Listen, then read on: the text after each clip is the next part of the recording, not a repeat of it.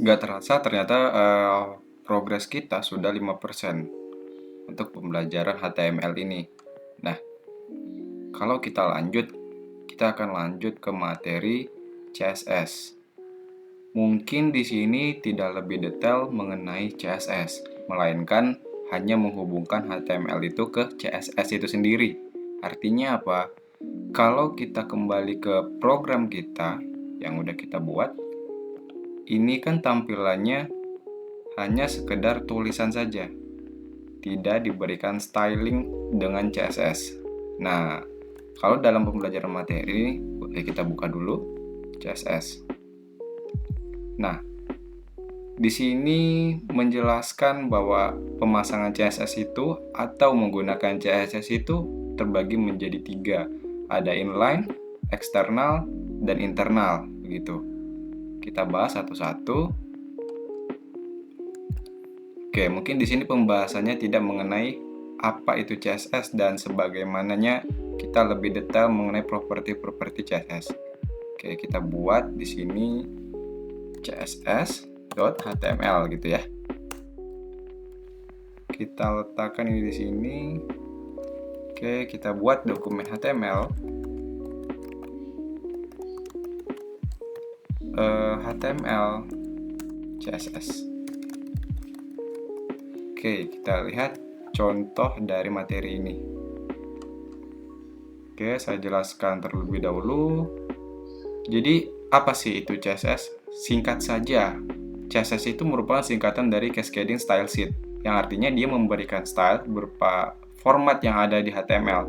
Jadi, misal contoh, website Web3 School ini itu terdiri dari HTML dan CSS, mungkin ditambah dengan sedikit JavaScript, begitu. Nah, tidak mungkin kita membuat HTML mungkin seperti dulu, itu hanya tulisan paragraf hitam putih begitu ya. Contoh kita kasih di sini satu judul HTML. Nah, judul HTML ini kan hanya sebuah tulisan yang hitam gitu, seperti tulisan biasa. Gitu. Jadi kalau ditambah dengan CSS mungkin ada sedikit warna, sedikit padding, background, dan sebagainya gitu ya. Nah, bagaimana sih pemasangan atau menggunakan CSS itu sendiri? Ada 3 teman-teman, yaitu pertama inline. Inline mungkin di video sebelumnya kita sudah menggunakan, yaitu dibuat melalui di dalam tag HTML elemen itu sendiri. Contoh, mungkin kita bisa contoh ya, atau kita bahas satu-satu.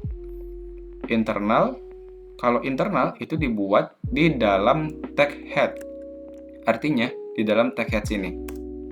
Ya, nanti kita bahas ya.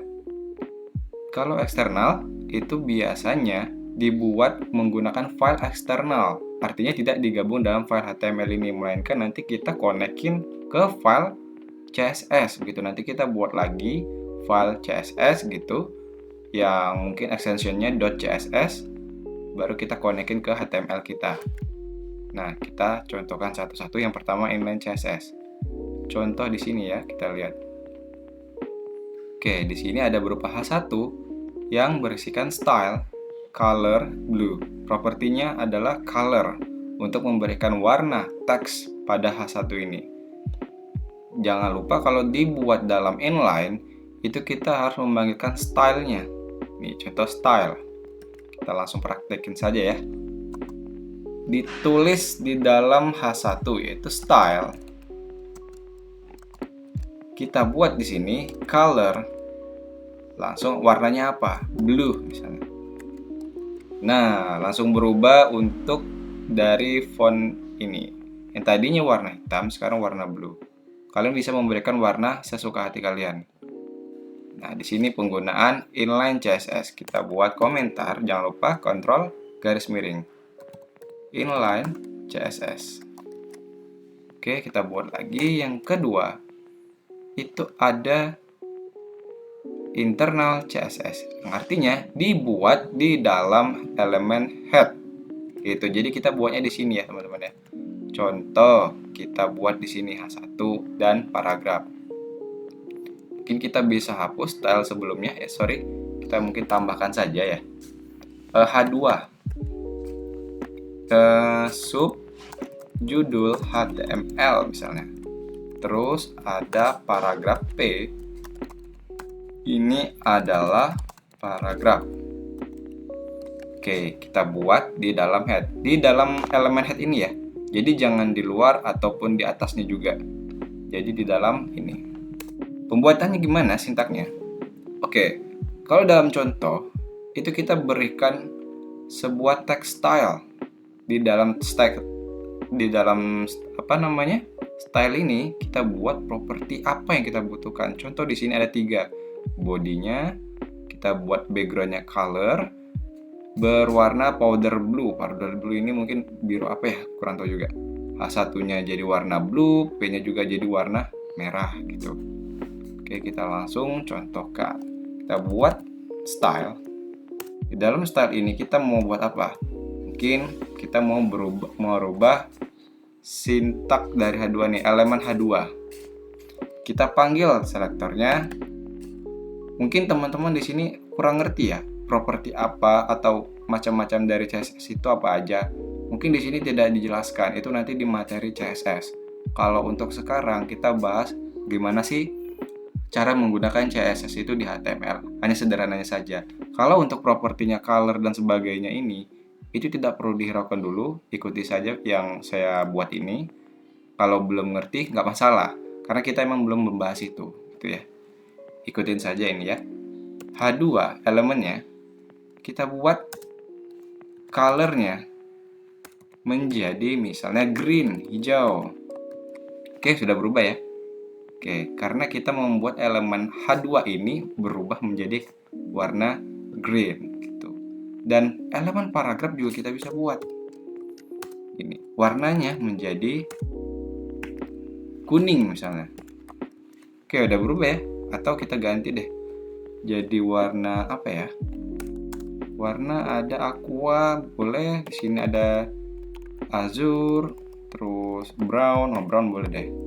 Oke, udah berubah warna brown ya. Oke. Nah, di sini sudah contoh dari internal CSS. Oke. Nah, satu lagi external CSS, artinya kita akan konekin atau kita buat file dulu. CSS-nya berupa file terpisah, baru kita konekin di dalam head juga, tapi berbentuk sintak link yang nanti dihubungkan href-nya. Panggillah nama foldernya atau nama filenya. Contoh di sini style.css gitu ya. Kita contohkan, kita buat file satu lagi atau buat folder namanya CSS. Oke, kita sini buat file namanya style.css. Jangan lupa ya sensornya css.css. Kalau html.html. Oke, sebelum kita buat, kita konekin dulu di headnya. Oke, kita buat sini link CSS nih, ada pilihannya ya. Nah, kita tinggal ubah dari hrefnya ini, dari aset kita pilih CSS, jangan lupa style.css. Dia akan masuk ke folder CSS yang ini, kemudian akan masuk lagi ke file style CSS. Baru kita bisa buat di sini. Mungkin kita bedakan lagi H3 misalnya. Ini adalah eksternal CSS gitu ya. Kita buat di sini langsung saja. Nggak perlu seperti yang di head. Ada text style-nya gini. Nggak perlu ya. Kita langsung saja buat H3. Misalnya color-nya itu warnanya apa ya? Blue misalnya. Ini adalah external CSS. Oh, sorry. Ini H3 kok sudah ada ininya ya? Style.css external, atau ini kita matikan dulu. Kemudian oke, sudah berubah ya jadi blue. Kalau kita rubah jadi yellow, berubah juga ya. Oke, sebenarnya ini nggak berpengaruh ya ini ya. Mungkin tadi agak sedikit nge-lag aja. Oke ya, bisa ya. Jadi ini adalah eksternal. Kita kasih komentar untuk sebagai tanda ya. External CSS. Oke, jadi kita sudah pelajarin bagaimana cara penggunaan CSS yang terdiri jadi 3, yaitu ada inline CSS, nah ya, ada inline CSS, internal CSS, dan external CSS. Oke, mungkin cuma 3 itu yang cara untuk menggunakan CSS. Kalau ini ada padding, margin, terus ini sudah kita pelajarin bagaimana. Kemudian, nah ini ada juga cara banyak nih properti-properti yang digunakan di CSS. Ini nggak usah kita bahas dulu karena kita akan bahas nanti di CSS begitu. Nah, cukup sekian. Terima kasih.